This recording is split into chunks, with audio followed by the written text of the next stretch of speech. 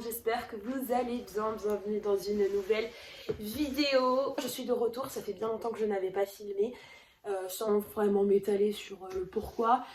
Simplement j'étais un peu submergée de plein de choses à faire. Le fait de filmer, ça me mettait une pression supplémentaire qui n'était pas la bienvenue à ce moment-là. Donc j'ai simplement arrêté de filmer, j'ai arrêté les réseaux sociaux. Je l'ai fait un peu involontairement, enfin sans vraiment me dire tiens je vais arrêter les réseaux sociaux. C'est vraiment parce que j'avais plein de choses à faire et comme vous le savez probablement, je filme principalement quand je suis en télétravail parce que c'est les seuls moments où je suis seule et où j'ai le temps pour filmer et tout ça. J'entendais du bruit en fait, c'est la chaîne qui descend, ça m'a fait un petit peu peur. Enfin voilà, donc comme c'était les seuls moments et je n'avais plus beaucoup de télétravail en fin d'année et donc tout ça s'est enchaîné très vite et petit à petit j'ai un petit peu disparu. Ceci étant, les fêtes de fin d'année sont passées plutôt bien, fatigantes comme pour tout le monde je suppose. Mon fils a attrapé la bronchiolite et nous l'a gentiment refilé, d'où le fait que je parle légèrement du nez. Donc j'espère que ça ne vous dérangera pas et pour ceux que ça dérange, on se revoit à la prochaine vidéo. Parce que là je peux pas faire autrement, je prends un TGO, je prends des médicaments mais il n'y a pas grand chose qui fait effet à part attendre. Voilà. Donc bon, sinon, à part ça, c'est pas très grave pour les adultes, à part que c'est très embêtant, mais ce n'est pas grave. Pour mon fils, ça va mieux, il va beaucoup mieux. Lui, il est quasiment remis, donc c'est le principal. On démarre l'année sur des notes positives, s'il vous plaît. Donc voilà pour ce qui est du contexte, de l'intro. Je vais quand même vous parler un peu lecture, parce que dans tout ça, bien évidemment, je n'ai juste rien lu. Ça fait peut-être plus d'un mois que je n'ai pas ouvert un livre. Et quand le dernier livre que j'ai pris, je crois que j'ai dû lire 2 pages et je l'ai refermé. J'arrivais pas, j'étais dans... Mon cerveau était en ébullition et vraiment, je n'arrivais pas à me concentrer. Me plonger dans une histoire, me concentrer sur un livre. J'ai lu beaucoup de livres, non, j'ai pris aussi des livres à la librairie la dernière fois où j'y suis allée, des livres qui ne sont pas des romans, des livres un peu business, des choses comme ça. Je crois qu'il y en a un qui fait 130 pages à peu près, donc rien du tout quoi. Et je crois que j'ai dû mettre plus d'un mois et demi à lire et je l'ai toujours pas fini. Enfin, c'est pour vous dire à quel point mon cerveau, vraiment je n'y arrivais pas. Je n'y arrivais pas, voilà, tout simplement. Là, j'essaye de reprendre du temps pour moi, de refaire attention, de faire des choses qui me plaisent et qui me font plaisir et qui me détendent, parce que en fait, on en a tous besoin, qu'on le veuille ou non. Donc voilà, donc j'essaie de faire attention à ça. Bon, en attendant, là, je suis en pause déj, je me suis fait mon thé chaud parce que ma gorge en a besoin. Je me suis pris 2 petits chocolats escargots parce que ceux qui regardaient mes tout premiers vlogs à l'époque savent que c'est mes chocolats de Noël préférés ever. Voilà, au lait bien évidemment. On n'invente pas des chocolats blancs ou noirs, je sais pas. Escargot chocolat lait. Ever, vraiment mes préférés. J'ai pris une nouvelle lecture. Pardon, là je sens que je vais tousser. Ok, c'est bon. Donc j'ai pris un livre que j'ai commandé bien avant les vacances, que j'ai reçu longtemps après ma commande par contre. Ça c'était un peu embêtant, mais c'est pas grave. En fait c'est un livre des éditions Hurlevent. C'est le premier roman que je commande de la maison d'édition, non pas que les autres ne me faisaient pas envie, mais c'est vrai que le livre, je crois qu'il est à 25 €. Et bah ça fait un budget quand même parce que voilà, ça fait un budget, surtout quand on lit beaucoup, ça fait quand même un sacré budget. Après je dis pas qu'il le vaut pas, hein. Enfin franchement quand je vois le travail qui est fait, enfin il les vaut probablement. C'est juste que après c'est une question personnelle, est-ce qu'on a les moyens ou pas. Donc je me suis quand même fait plaisir et je me suis pris celui-ci. Donc j'ai choisi La Dague de velours de Rose Castelet. Je peux pas vous dire quand il est sorti, je me souviens pas. En tout cas, je sais que moi, je l'ai commandé un peu avant les vacances, peut-être au mois de novembre. Et je l'ai reçu bien 3 semaines après, par contre. 1797, Paris. Dans l'intimité d'un boudoir de son salon mondain, une femme attend son client, étendue à demi nue sur un canapé en velours grenat. Sur ses lèvres, un sourire charmeur. À sa jarretière, une dague à la lame aiguisée. Pendant ce temps, à Grignan, un homme quitte son bureau où il vient de cacheter une missive à l'attention d'un certain Napoléon Bonaparte. Tandis que sa femme et ses enfants dorment paisiblement, il rêve de gloire et d'ascension politique. Alors que les tentations se multiplient, pour renverser le régime du Directoire, les destinées se croisent et se nouent dans un tourbillon de complots et de désirs de vengeance. Et je crois que cette autrice, de ce que je viens de voir, elle a écrit un autre roman que cette maison d'édition a également paru. Il s'agit de Aux heures sombres de la tyrannie en 2023. Donc c'est-à-dire que celui-ci, il est sorti cette année. Bon, c'est peut-être le dernier qui était paru dans la maison d'édition. Je sais plus. Je ne m'en souviens pas. Bon, en tout cas, c'est un roman qui fait à peu près 400 quelques pages. 440, quelque chose comme ça. 445. Donc, je vais profiter de ma pause déj pour le commencer. Je vais boire mon thé parce que ma gorge en a fortement besoin. Je vais me prendre mes petites douceurs. Et puis, je vous dis à plus tard. Hello! Je suis trop contente de vous retrouver. Ça fait bien longtemps que je vous ai pas parlé. Ça doit faire au moins 2-3 semaines. Au moins. Où j'ai fait le précédent rush que je vous ai mis dans cette vidéo. En fait, tout simplement, pour filmer, je ne filme que quand je suis en télétravail. Et récemment, je n'ai pas eu beaucoup de télétravail. Donc c'est pour ça que je ne vous ai pas parlé. Donc la dernière fois, je vous ai parlé de ce roman, La Dague de velours, paru aux éditions Hurlevent. Donc c'est un roman de Rose Castelet. C'est le premier roman que je lis de cette maison d'édition. Je ne m'en étais jamais procuré aucun autre. Là, pour le moment, j'en suis à la page 128. Pour faire un rapide résumé de l'histoire, on va suivre deux jeunes femmes, Octavia et Anne. Elles se sont connues à Londres. Donc là, on se situe quelques années après la Révolution française. Donc on est en 1797. Ces deux jeunes femmes se sont connues à Londres. Anne est française, Octavia est anglaise. Et Anne a fui la France après la Révolution française. Maintenant que les choses sont un peu plus calmes, elle souhaite revenir en France, notamment pour traiter des affaires qui sont restées en suspens au moment de la Révolution française. Et on comprend très bien qu'elle essaye de se venger de quelque chose. Et donc Octavia, qui se sent plutôt seule parce que son mari est décédé, la suit et va avec elle à Paris. Et à partir de là, elles vont vivre tout plein d'aventures, notamment elles vont ouvrir un café, ce genre de choses. Enfin, c'est pas un café à l'époque, c'est plutôt un salon. Voilà. Et donc on va les suivre. Mais en fait, pour le moment, si je fais un gros résumé, ça s'arrête là. Donc j'ai hâte de continuer pour savoir si enfin ça va accélérer. J'espère que oui. C'est bien écrit. La lecture est très agréable, c'est bien écrit. C'est la première fois que je lis un roman de cette maison d'édition et c'est vrai que le confort de lecture est assez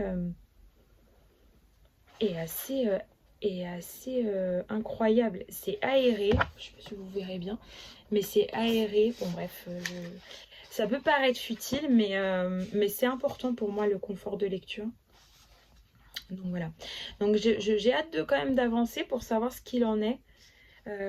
Mais c'est vrai que cette lenteur, entre guillemets, ces quelques longueurs, ont fait que par moments, j'avais plus du tout envie d'y retourner. Et donc, je me suis tournée vers d'autres lectures.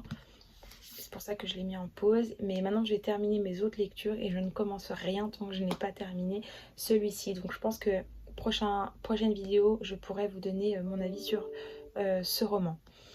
Attendez, mon ordinateur derrière.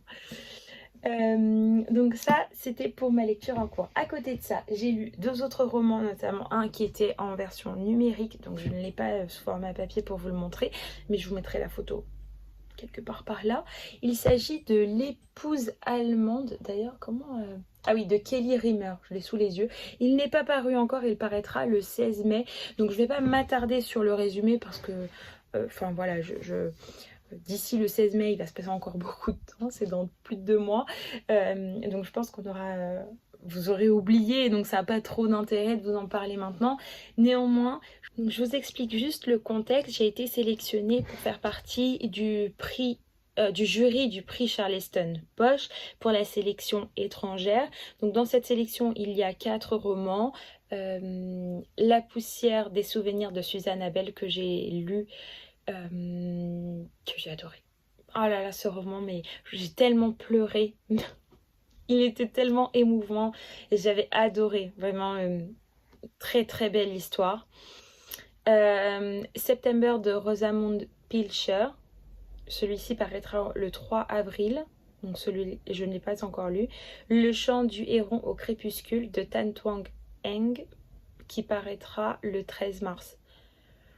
Ouais, donc celui-là je l'ai pas lu. Et l'épouse allemande de Kelly Rimmer que j'ai lu récemment en format numérique. Et que coup de cœur pour ce livre. Vraiment j'ai adoré. L'autrice décrit un aspect de la guerre que je n'avais pas encore lu. D'ailleurs, le titre parle de lui-même, hein, l'épouse allemande. Ici, on se situe plutôt côté d'une famille allemande et non, d'une famille allemande non juive, on va dire comme ça. Et c'est assez bluffant la façon dont elle décrit les choses et comment cette famille se retrouve prise au piège parce que une mauvaise décision en entraîne une deuxième, et à la fin ils se retrouvent dans un engrenage, ils savent plus comment sortir, et c'est ça ou mourir. Et ça, franchement, il y a à un moment dans la lecture, je me suis dit faut que je m'arrête et que je respire 2 secondes là, parce que c'est assez prenant comme lecture. Et j'ai hâte que le livre sorte pour vous en reparler, parce que c'est vraiment une pépite. Voilà, pour les autres, je ne les ai pas encore lus, donc je ne vais pas m'attarder dessus. Et j'ai un 3e roman que j'ai lu, que j'ai beaucoup aimé aussi. Cette fois-ci, on part aux éditions Albin Michel avec le dernier roman d'Agnès Ledigue, Répondre à la nuit, qui n'est pas tout à fait la suite du précédent, mais on se trouve dans le même univers.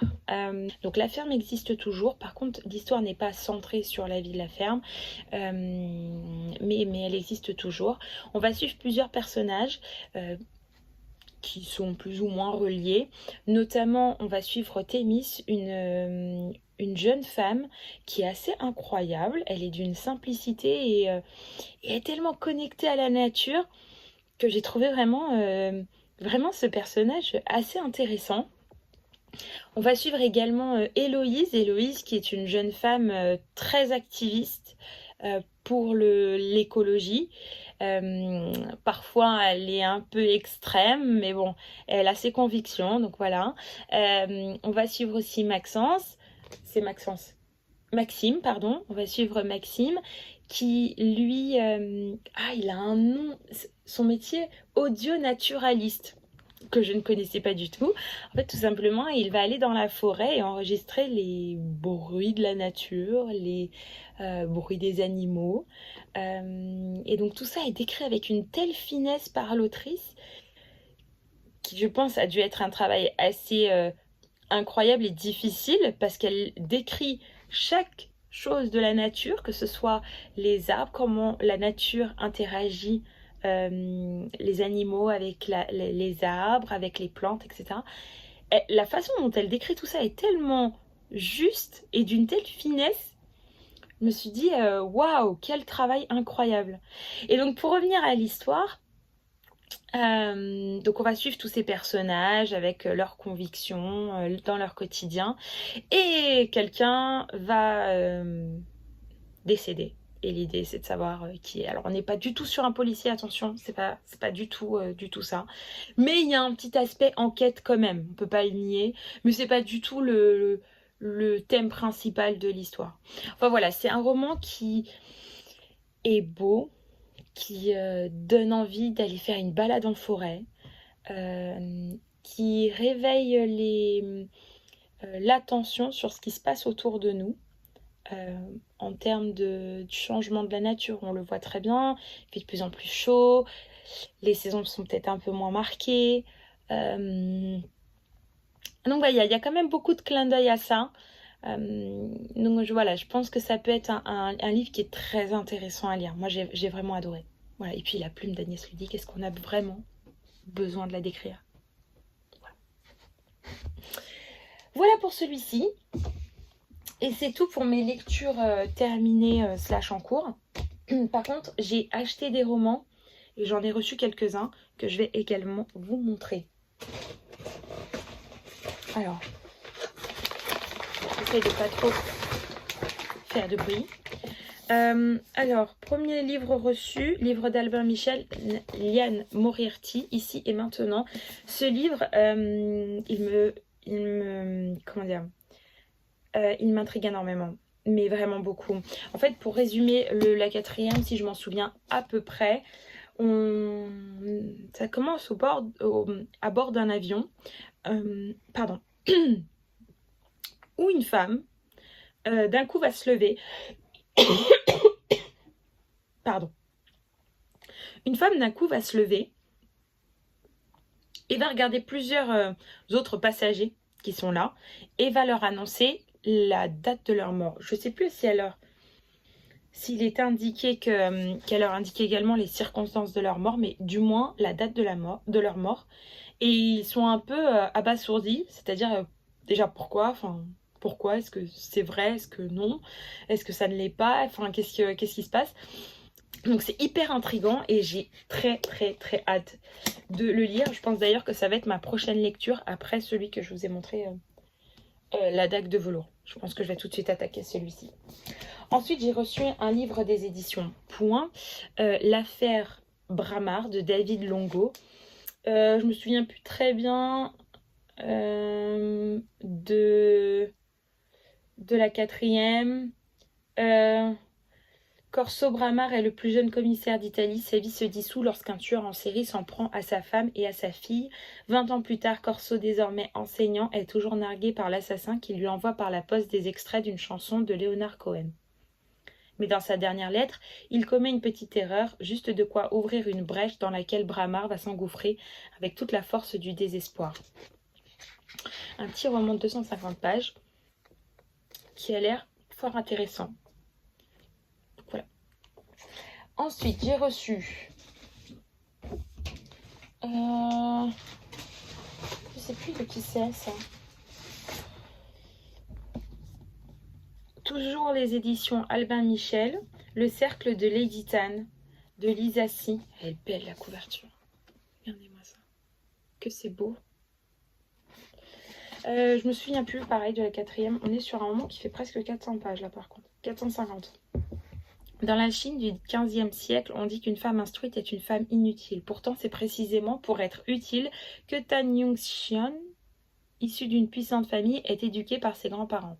Sa grand-mère, l'une des rares femmes médecins du pays, lui enseigne les 4 piliers de la médecine chinoise, une science à laquelle Yun-xian décide très tôt de se vouer pour venir en aide aux femmes soumises au poids des traditions, dont celle atrocement cruelle des pieds bandés. Mais à l'âge de 15 ans, la jeune fille est arrachée à sa famille pour épouser l'homme qui lui a été désigné. Elle se voit alors condamnée à son seul rôle de génitrice. Oh là, horrible. Comment Lady Tan parviendra-t-elle à s'affranchir de sa condition et à se consacrer à sa vocation? Des palais somptueux, des grands Ming à la mystérieuse cité interdite et son quartier de concubines, ce roman envoûtant est inspiré de l'histoire vraie de Tan Yung-xian, dont la lutte pour l'émancipation des femmes résonne encore aujourd'hui. Ça a l'air passionnant. Voilà.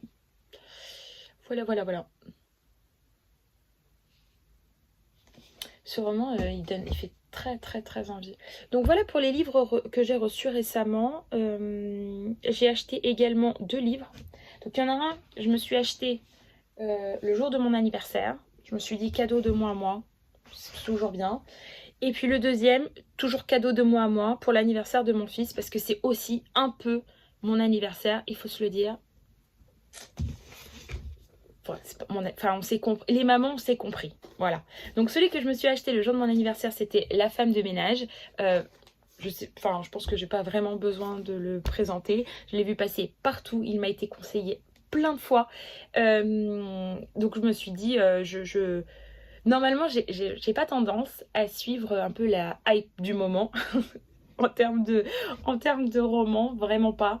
J'ai plutôt tendance à lire ces romans-là longtemps après, ou même ne jamais les lire du tout. Mais celui-ci me faisait envie, et puis vraiment, il y a des gens qui d'habitude ne me conseillent pas trop de livres. Cette fois-ci, ils m'ont dit non, vraiment, tu devrais le lire. Donc je me suis dit, bon, pourquoi pas, je me laisserai tenter un jour. Voilà, du moins je l'ai. Un jour, je me laisserai tenter.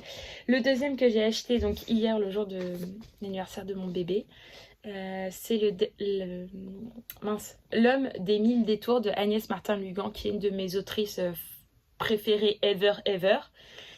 Et je crois que j'ai quasiment lu tous ses livres. Maintenant, il doit m'en manquer quelques-uns, mais tous ses premiers romans, je les ai tous lus. Et celui-ci est sorti en format poche, donc je me suis dit, bon, pourquoi pas le prendre. Je sais pas de quoi ça parle. Je n'ai pas lu la 4e. Je me suis juste fiée au fait que c'était Agnès Martin-Lugan et que j'adore cette autrice. Voilà pour ce que j'avais à vous partager et à vous montrer. J'espère que cette vidéo vous a plu. En tout cas, moi j'ai été très contente de revenir et de vous reparler un peu lecture. C'est vrai que dans mon quotidien, il n'y a pas beaucoup de lecteurs autour de moi, dans ma famille.